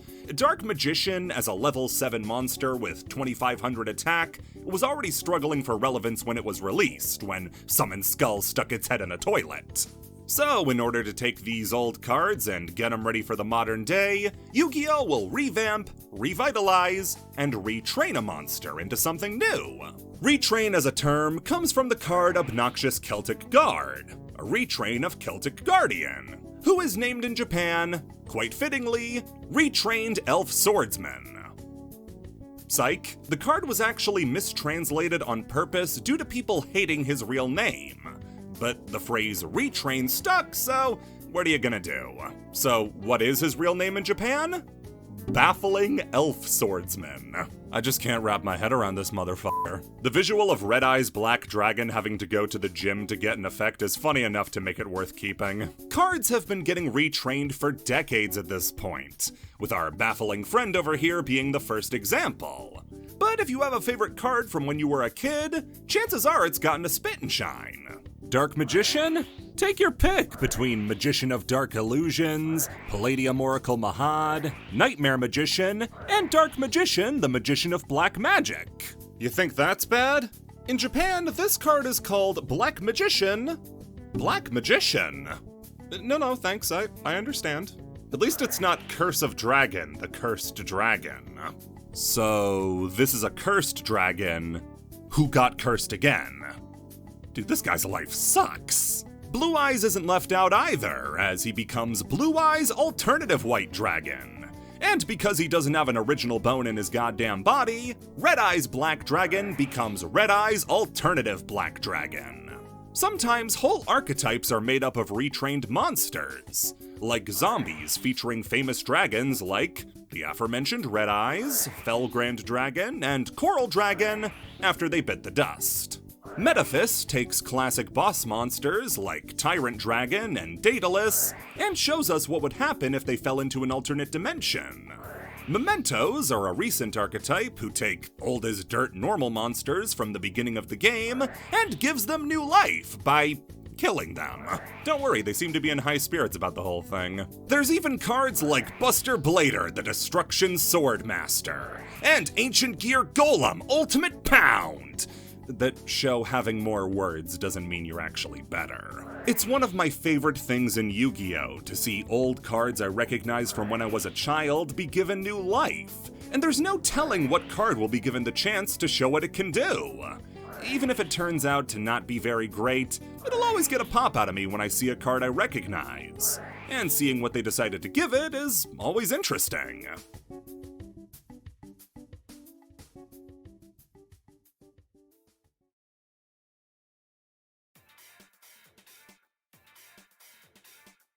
Erratas. Everybody makes mistakes. In Yu-Gi-Oh! We call them dual avatars. Sometimes cards in Yu-Gi-Oh! Are decided to have effects that are too strong to be left around, and more often than not, they're discovered after the card was printed. Cards like Sangan, Ring of Destruction, and Crush Card Virus warp the game around themselves if they're left alone, And clearly cards as strong as these guys can't be allowed to just exist. The usual answer is to just ban them. Lock them up, throw away the key, no need to worry. But then the masochists start to look back fondly on these cards and want to play with them again. You give them downgrades and retrains, but no, they specifically want Sangan, Ring of Destruction, and Crush Card Virus. Alright, Konami says, tossing you back Sangan without any arms or legs. This is what you asked for. Erratas, Latin for mistakes, are when a card in Yu-Gi-Oh! Has its text retroactively changed to something that wasn't originally printed on the card. These are often used as limiters on the power of exceptional cards, and are used as ways to bring these cards back in line with the power level Konami wants them to be at. Usually this is done by taking a card like Catapult Turtle, whose effect could be used an infinite amount of times in one turn, and restricting it to only one activation per turn. In more extreme cases, like Goyo Guardian, they'll impose a further restriction, like requiring an Earth Tuner monster instead of any type of tuner monster. While these erratas are usually necessary, they oftentimes make cards feel watered down in ways they really don't need to be. Goyo Guardian is a great example, as once it was released with its new allergy to everything but dirt, its usage rate plummeted. The three cards who got it the worst, though, are Chaos Emperor Dragon, Envoy of the End, and the previously mentioned Ring of Destruction and Crush Card Virus. Chaos Emperor Dragon used to be the strongest card in the game, able to destroy everything from the field to even the hands, which barely any cards are allowed to touch. And then in addition to a card like Sangan, it could bring out Yatagarasu, and then you would be able to destroy your opponent bit by bit, denying them their draw phase and keeping them out of the game. Chaos Emperor Dragon was eventually allowed to come back, under the proviso that you weren't allowed to activate any other card effects in the turn that you summoned Chaos Emperor Dragon, which not only turned off the Yata lock, but turned off your entire turn. Now you're the one getting your turn skipped. Ring of Destruction got absolutely ruined.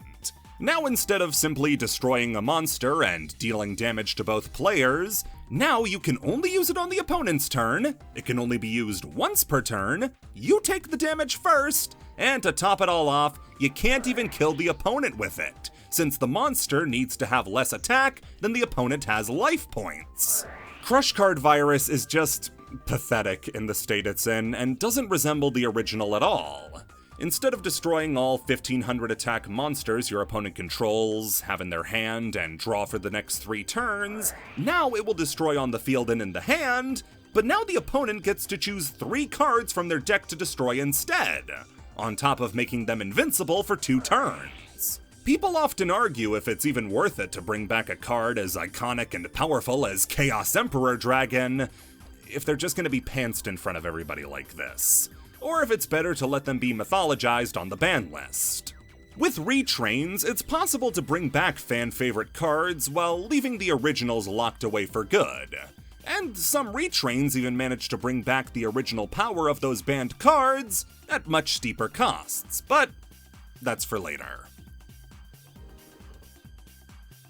Tier 0. A common question asked by non-players when Yu-Gi-Oh! Gets brought up is, so what's the best deck?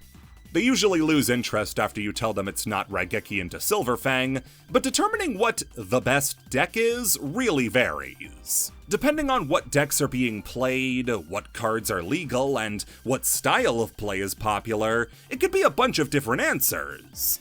Most of the time, the meta of the game is balanced around a few decks occupying the top spot of best deck. But on rare occasions, a deck will be released that is so overwhelming, dominant, and so without counters that the community declares it to be a tier above Tier 1, Tier 0. What makes a Tier 0 deck is kinda hard to determine, with some people insisting that if it doesn't have 70% of representation at a major event, then it's not Tier 0. A commonly agreed upon way to think of Tier 0 is that if you're going to a premier event, and you're planning on encountering one deck in particular, and build around that matchup, you're in a Tier 0 format. The first ever deck to reach this status was the previously mentioned Chaos deck, featuring Yatagarasu and Chaos Emperor Dragon. No deck really had an answer for not having any cards in hand, and this was long before the days where cards in the graveyard could be just as useful as cards on the field. At the time of its release, you either played Chaos Emperor Dragon, or you played to beat Chaos Emperor Dragon. And that means it was Tier 0. This sets the template for every Tier 0 deck to follow.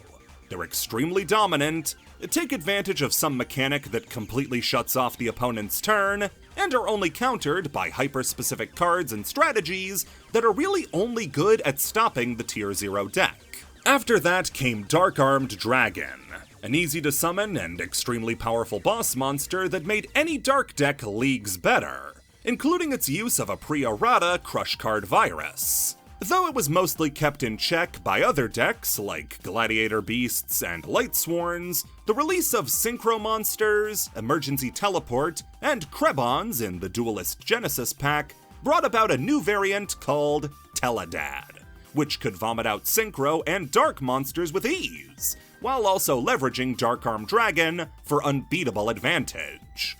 Zexal would be the first series to pass without a Tier 0 format, though plenty of people think Dragon Rulers was Tier 0, despite the fact that not only did it never get that full representation it needed, it was also kept in check by spellbooks. The next Tier 0 format would come in 2015, with the release of Necros.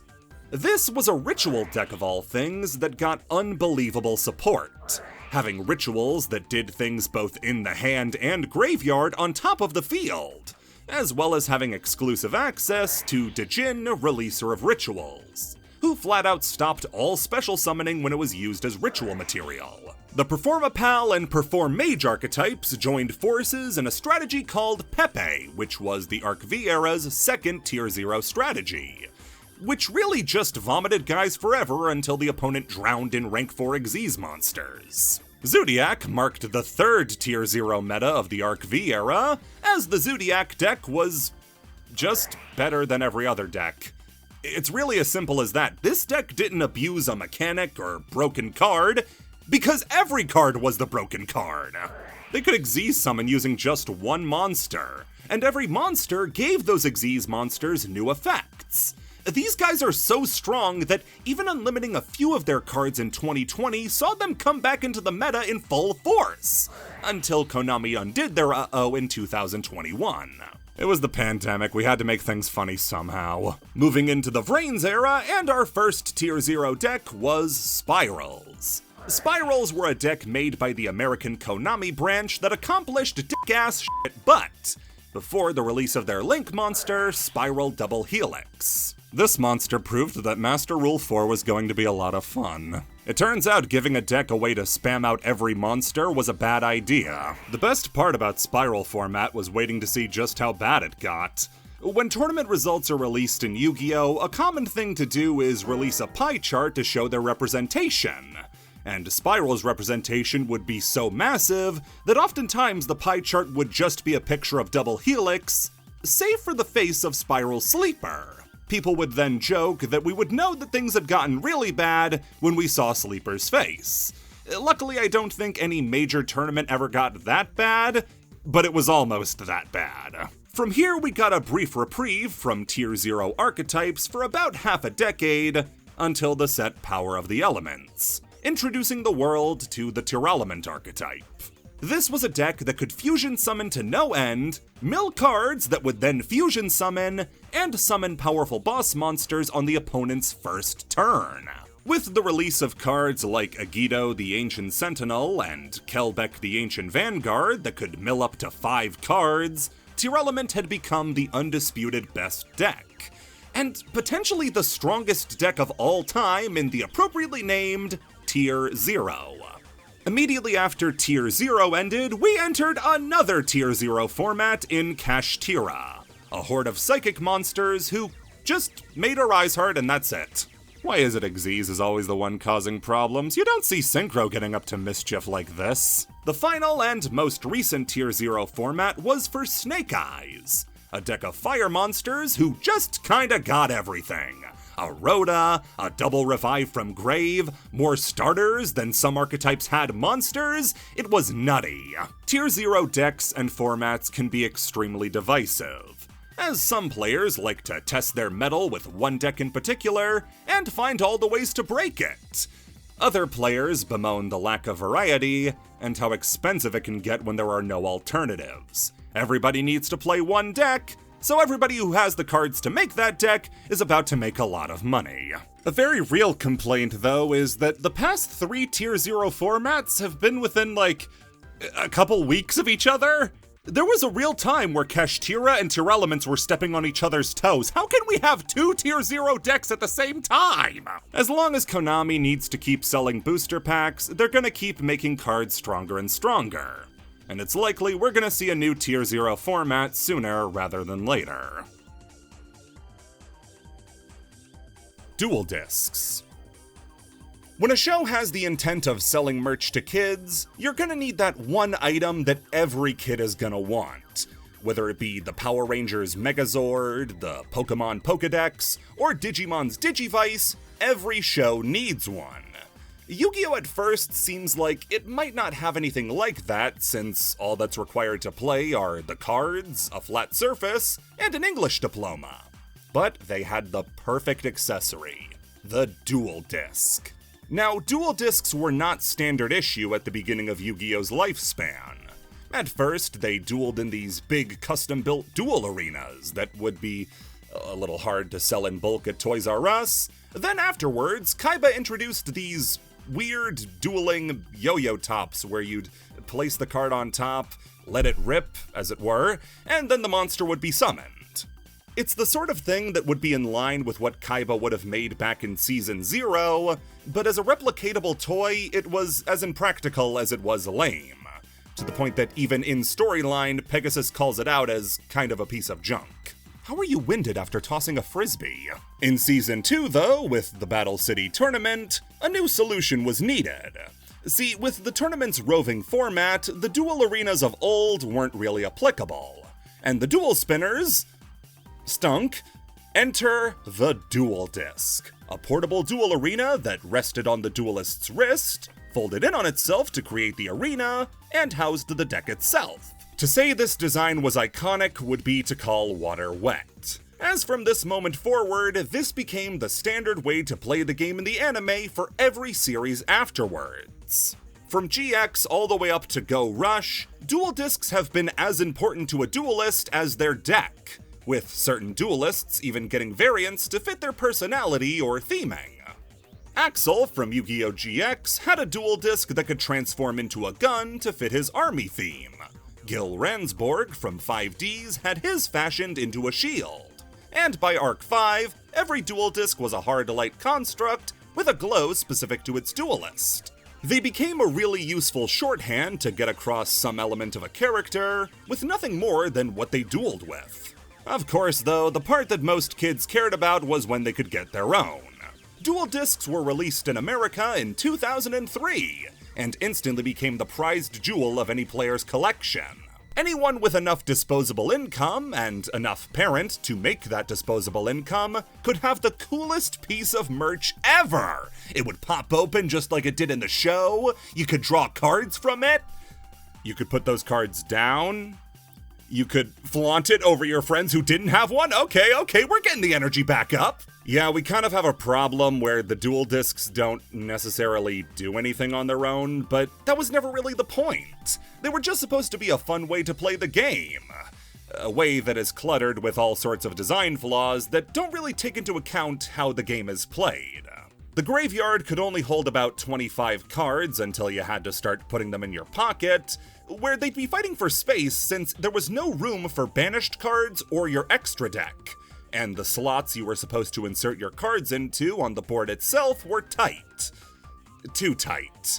If the cards were sleeved, they wouldn't fit, and if they were unsleeved, they had a nasty habit of bending or creasing cards, which, even if you disregard resale value, is just a crappy thing for them to do. They don't do much, but what they do, they can't do very well. That didn't stop every single person I knew from wanting one when they were younger. and nowadays it's regarded as a huge piece of nostalgia for 2000s kids. And if you wanted to be even cooler, you could have picked up the rarer Orichalcos variant that nowadays goes for around $800. In 2019, Bandai Namco would create a newer version of the dual disc that, while removing some functionality from the original, would improve upon it in pretty much every way, like adjusting the slots to hold sleeved cards, and adding lights and music straight out of the original anime. Parodies. When a property hits the big stage as hard and as fast as Yu-Gi-Oh! Did, it's impossible for people to not want to poke fun at it. I mean, Yu-Gi-Oh! Is the poster child for TV shows where the entire world is centered around the game it's shilling. Wars are fought over individual cards. The world is shaped by the will of who can summon out a 3K beater quicker. There is so much stuff to make fun of with Yu-Gi-Oh! It's an embarrassment of riches when it comes to how much you have to work with. You got the silly hair. You got the stupid rules. You got the long-winded speeches. And unlike Pokemon, this didn't take America by surprise. We saw this one coming, we were ready. Parodies of Yu-Gi-Oh! Fall into two categories: internet parodies and the real world. On the internet, Yu-Gi-Oh! Is a pretty frequent target for jokes and parodies, obviously the most famous being Yu-Gi-Oh! The Abridged Series. There are still a lot of animations parodying Yu-Gi-Oh! That span from the days of Newground all the way up to this very day. The most popular ones include Yu-Gi-No! By Punch Punch Forever creator Speedro, Yu-Gi-Oh! Poker Night by Mashed, creators of Cuphead Cartoon Rap Battle Part 2, and Cuphead Cartoon Rap Battle Part 1, and Heart of My Cards by Rice Pirate. Funny thing about Rice Pirate, or Mick Lauer, he's since gone on to become a very successful voice actor, now being heard in things like the JoJo's Bizarre Adventure dub as Leon Abacchio. But do you know what one of his first professional voiceover roles was? Rokojiro Misawa in Yu-Gi-Oh! Zexal. Crazy to think that somebody who made a parody of the show would end up voicing a character in it. Although it is kinda backwards, since his role as Roku actually predates his Yu-Gi-Oh! Animation, which kinda makes it funnier. There's even an Annoying Orange parody that I would watch, but it would probably be too funny, and I wouldn't be able to get this out on time, so sorry, pair. However, online parodies are one thing. With those, there's a much greater chance that the individual, or team making it, either grew up with the property or enjoy it today. That's visible in the directness of some of the references they pull, and accuracy with which they nail how the original show was presented. The much more interesting ones to me are the ones made in more traditional medias, like TV shows and movies, since they're made with a much more outsider perspective. Rugrats All Grown Up featured an episode called You Gotta Go, which was about the Yu-Gi-Oh! Trend, with Chucky feeling ostracized because he's the only one at school without any cards.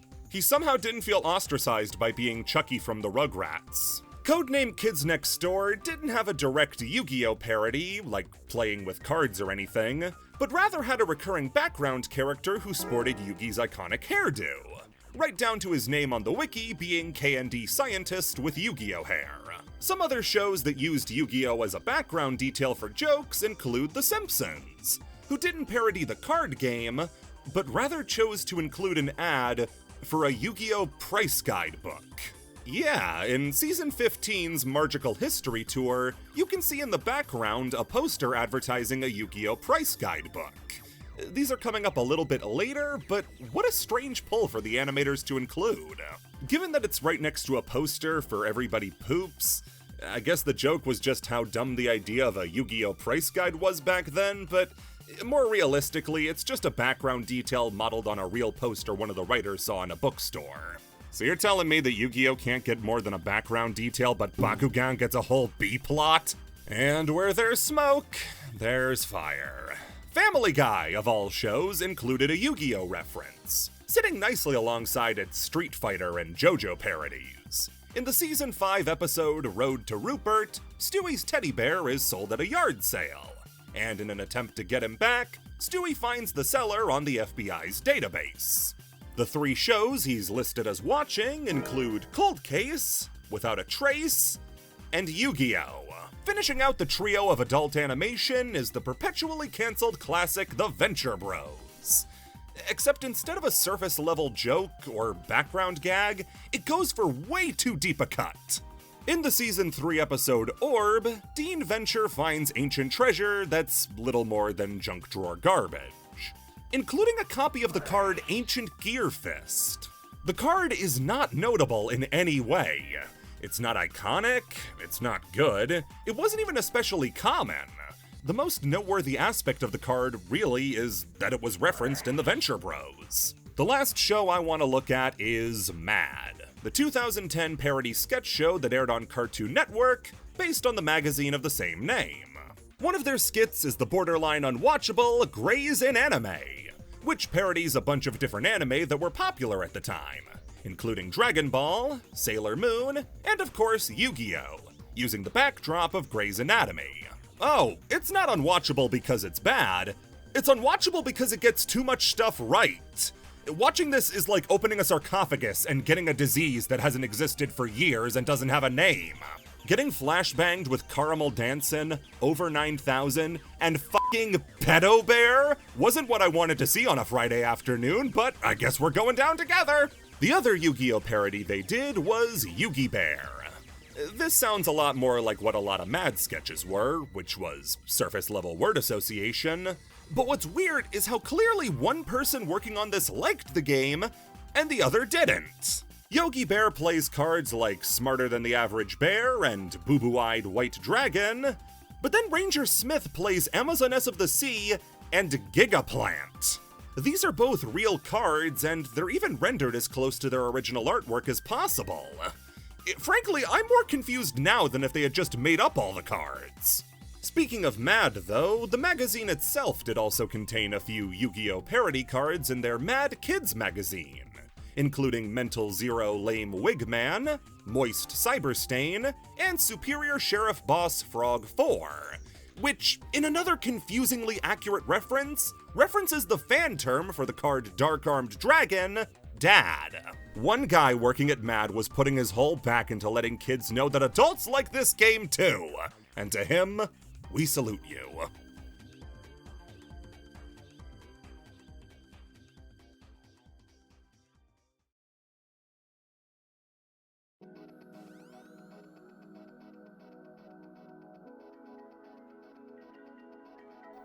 Counterfeit cards. With the sort of success that Yu-Gi-Oh! Saw in its initial blitz, it was inevitable that some sort of bootleg knockoff would find its way into the hands of kids. Anybody who's ever been to a swap meet, yard sale, or flea market can tell you they're fit to burst with all sorts of cheaply made knockoff garbage that you have to ask who they're even for. I'm talking these little freaky looking Pokemon figures that kinda look like the real thing, but not really. You've seen stuff like the Sense of Right Alliance, and, no surprise, Yu-Gi-Oh! Has these too. Now, Yu-Gi-Oh! Knockoffs of course exist in the traditional sense with packaged figures that use the branding. But with Yu-Gi-Oh!, the much more common example are the bootlegged cards. No one quite knows where they came from, or rather come from, since they're still readily available as recently as the Link era. But given their appearance on sites like Temu, Wish.com, and AliExpress, which are infamous for selling cheaply made Chinese bootlegs, that's probably our best guess. You might not be able to tell the difference between the genuine article and the copy at first glance, but there are finer details you can pay attention for that will give up the ghost, like the Anubis eye sticker in the corner, whether it's jagged or smooth edges, or if the card is called Toon Ghibli Shock Troops. Yeah, these never fooled anyone. Some cards could get kinda close to the original template, but most of them are so far off and use this cramped text box that makes it impossible to list off a monster's actual abilities. They also usually have a couple extra numbers thrown onto the attack and defense, meaning Toon Ghibli Shock Troops has 23,100 attack points on a level 4 body. I'm still playing Alistair. The quality as well is in the toilet compared to the real thing, with this weird, waxy film on the front that you can actually peel off to remove, and the blinding starfoil that comes with it. These things were everywhere when Yu-Gi-Oh! Was at its most popular, and now tons of people with card collections somewhere in their childhood bedroom have these random cards that ask you to put back the cards into pack into standby bag, then reshuffle, then take out the ones with same number. This is a magic card with 4600 defense. Yeah, when I said these cards were probably from China, the quality wasn't all I meant. The effects and names of these cards are all over the place, ranging from direct translations of the Japanese names, to close approximations of the English name, to whatever the hell Dog Sufferer is. The most famous one is, of course, the Darkly Big Rabbi, but let's not forget your friend and mine, Cartoon Black Devil Girl, or Prince of the Devil's Underworld Hardis, who is only effective in the open country, alright? No borders. No power for the demons in your own open country during the fighting. This card has no way to special itself from the Semtree. Alright, don't even try it. Oh, and if you thought this was a US exclusive problem, France comes in clutch with Deux Defenders Tablet in Pierre. This card says if there are 7 different 7 Instruments of the Ages cards, and the stone tablet on the battlefield or in the graveyard, you can call upon and free the unlimited powers of the evil god of hell, and destroy every card your opponent controls and win the game. Chainsaw him? Endymion text length. Learning Yu-Gi-Oh! Is far from easy. Outside of the basic stuff like summoning mechanics and how the game actually works, there are so many different systems working under the hood that you could play 100 duels and they never come up.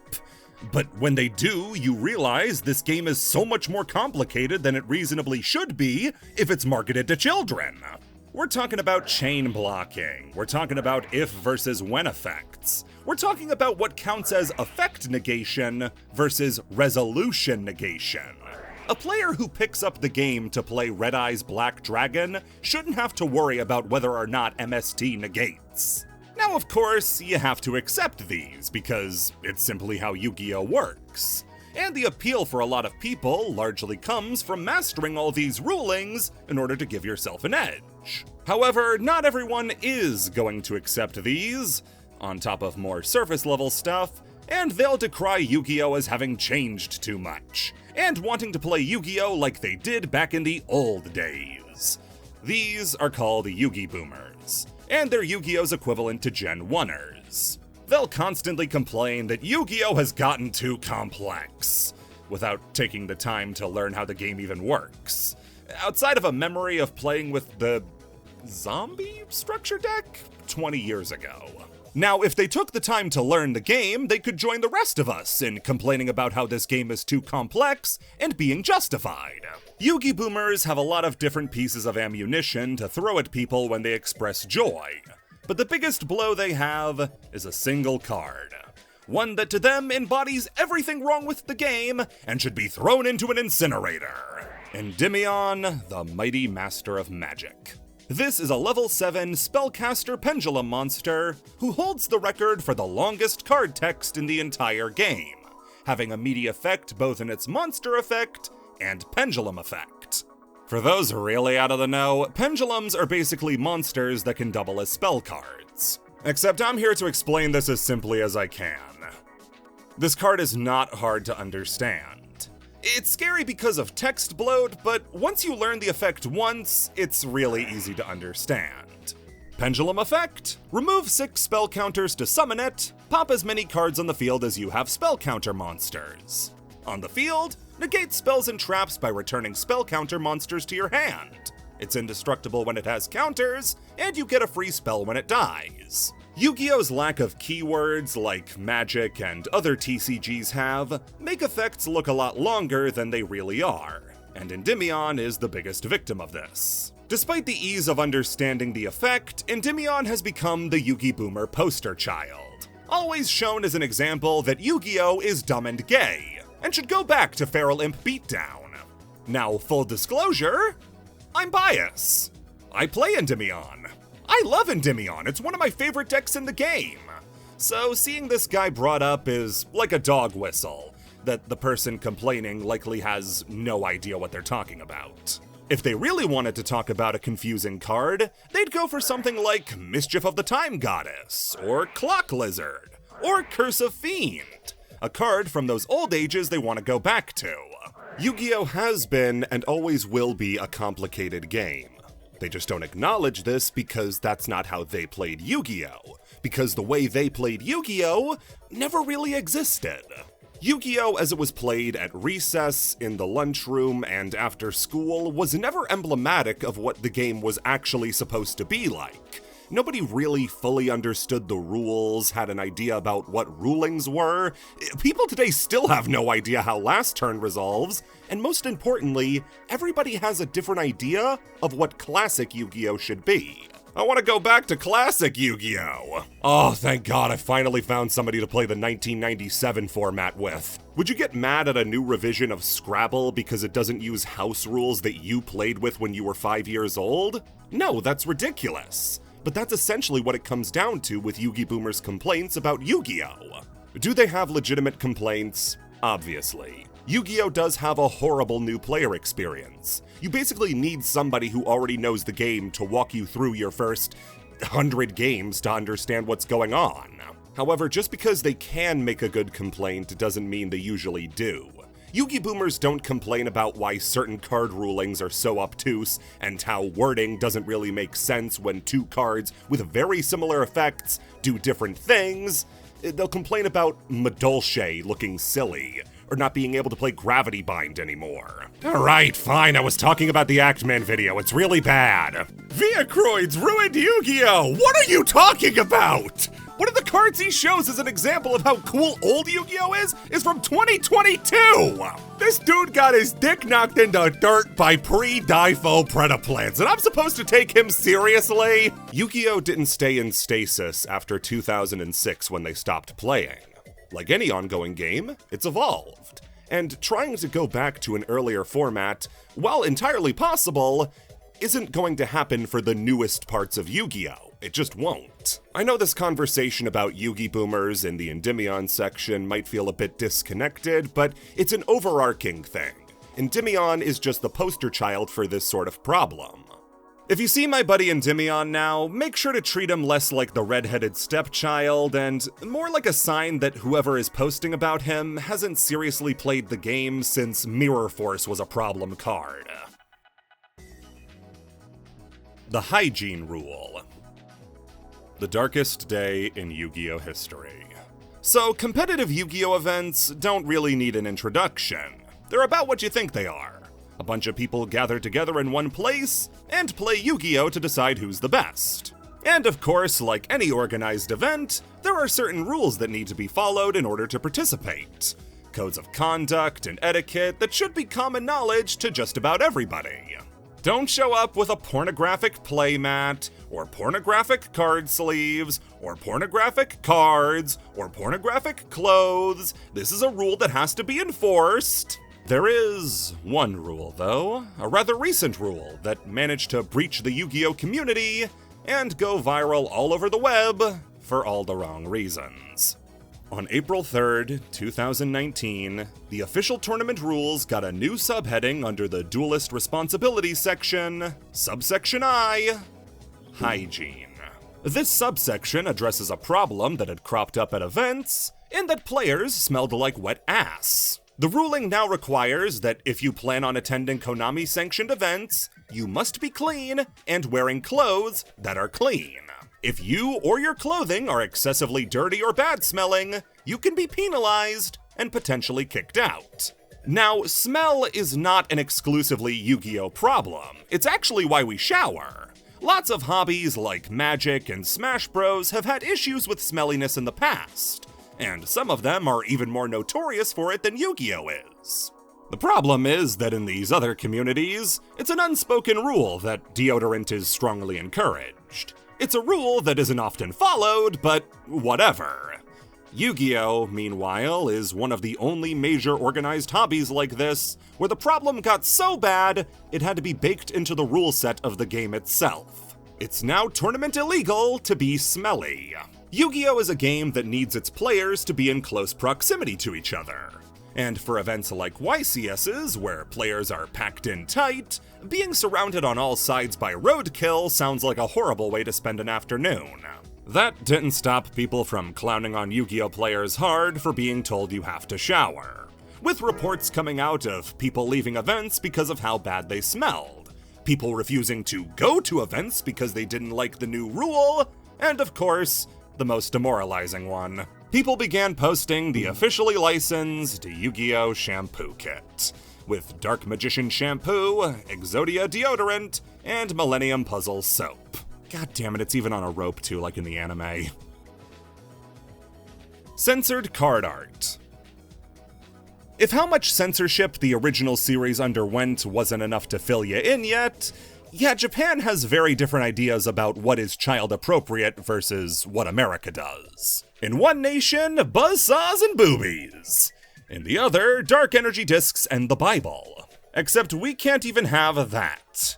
Yu-Gi-Oh! Card art is first and foremost made for the Japanese market, so it conforms to Japanese sensibilities, which are, in a word, loose. Cards like the Harpy Ladies, the Amazonesses, and Last Day of Witch are able to depict some pretty gruesome and explicit stuff that you just can't get away with in America. So what do Americans do? Well, there has to be some censorship applied to the cards to make them printable without getting the packs labeled as pornographic gotcha games. We save that for the pornographic gotcha games. Frequent targets for censorship include scantily clad bodies, violence, blood, or religious imagery. Shit, that's like half the card pool. So for the Harpy Ladies, all that bare skin they're showing gets covered up with a nice full-body skin suit that covers up anything naughty. With how much the Harpy archetype has been supported, this resulted in every single Harpy card ever released being censored in some way, shape, or form. Except Harpy's pet dragon, that guy knows how to keep it clean. Amazonessa's got a similar treatment, though there's still a good amount of big buff ladies half nude for you to admire. And Last Day of Witch went from a horrific scene of witches being dragged to burn at the stake into... Those are cards that at least realistically warranted censorship. Like Barrel Dragon. It's just a dragon made of guns. But then you have a card like Artifact Scythe. Did you even know this card was censored in the TCG? Wanna guess how? Well, in the TCG, his legs are scrunched up like this, but in the Japanese version of the card, he's just letting his no dick hang out for the entire YCS to see. Or what about Tier Element's Havanus, where they added an extra layer to Havanus's boob cage? A lot of card censorship is so subtle that unless it's pointed out to you, you won't ever notice it's there. And when you do notice it, you'll get flung into a blind fury, because 5% less of Havanus's armpit is visible. The most infamous example of puritanical Yu-Gi-Oh! Card censorship comes from the Fluffle archetype, which contains both the soft and cuddly Fluffle monsters and the Edge Imps, who are various bladed weapons. Fuse the two together and you get the Fright Fur archetype, a collection of stuffed animals with bladed weapons shooting out of them, based on the old myth of teddy bears having razor blades sewn into them. Even with the darker slant to the original Fluffle designs, they're not that bad, but the TCG chose to censor these cards by turning all of the bladed weapons into energy discs. This is a decision that nobody fully understands. I don't think anybody would have gotten up in arms over the Fluffle's designs, but to be safe, I guess, they decided to change them anyway. And of course, if you're looking for the card with the most censorship, look no further than Spy See Spy. This contains smoking, alcohol, and a pretty lady. Those are like the 3 worst things you can have. That doesn't mean some fun can't be had with their censorship. Like with Barrel Dragon. Instead of being made of revolvers in America, he's made out of laser cannons. Well, when Barrel Dragon was eventually toonified into Toon Barrel Dragon, the Japanese half decided to have a bit more fun with it, and designed him after the TCG version of the card, since it was meant to be a silly version of the original monster. Let's just say you really want to see the original Last Day of Witch, though.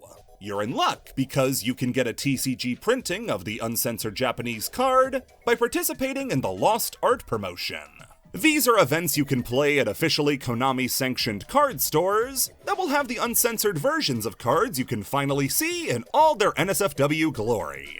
There are a lot of cool cards that have been released this way. like Dark Ruler Hades, or as you may know him, Prince of the Devil's Underworld Hardus, getting his horns back, or Ring of Destruction getting grenades instead of fireballs, or the golden statue version of Senju of the Thousand Hands. Since these are sold in specialty stores and not hidden away in packs, they're not held to the same standard as other cards and are free to show whatever heinous stuff they want. Yu-Gi-Oh! Players can't read. Alright, so as we close things out here, you're about to enter the world of Yu-Gi-Oh! Proper. And if you're doing that, there's one thing you need to know above all else. One fact that you're going to carry with you from your first deck held together with rubber bands and stored in a sandwich bag, all the way up to the World Championship. Yu-Gi-Oh! Players can't read. It is an affliction that is widespread. No one is immune from it. It's a truth every Yu-Gi-Oh! Player must admit. Yu-Gi-Oh! Players are incapable of reading. Alright, so what do I mean by this? Well, Yu-Gi-Oh! Effects are pretty hard to summarize from just the funny picture on the card. Quick, what does Zany Zebra do? So, Yu-Gi-Oh! Cards have these handy sections called effect text, where you can learn more about what this guy's all about. Yu-Gi-Oh! Cards have effects. Most of them do at least. So you'd think it would be important for players to learn the effects of their cards and what other cards they can expect to see. Nope. Yu-Gi-Oh! Players are infamous among their own community, and TCGs at wide, for being incapable of reading their own cards and remembering what they say, or what they do. And of course, I have a very personal example. Every Paleozoic monster has the ability inherent to them that they are unaffected by monster effects. And yet people will throw Ash Blossoms, Effect Veilers, and any sort of monster with effect negation at them, only for them to do nothing. Watching Zeus resolve and the Paleos just don't go anywhere is like heroin to me. You want a really good example of this? Yu-Gi-Oh! Players not being able to read just won a major YCS in Japan. Yeah, the duelist on the right summons a Ryziel Xyz monster, which normally can only use Ryziel monsters as material. But he uses a monster that isn't a Ryziel. The opponent didn't notice and let the play go through, resulting in him losing. Obviously, this joke is just that. A joke. Yu-Gi-Oh! Players have a hard time remembering all the effects on the field or that linger after another effect resolves. It's a complicated game, and those sorts of mistakes happen. I'm not even immune to it myself. I constantly have to remind myself that the card Lost Wind can only affect special summoned monsters, so I can finally stop negating my own special summoned monsters when my opponent normal summons. It's simply the frequency that these sorts of mistakes happen that led to the term being coined. And as long as the game stays as complicated as it is, people will continue to make mistakes.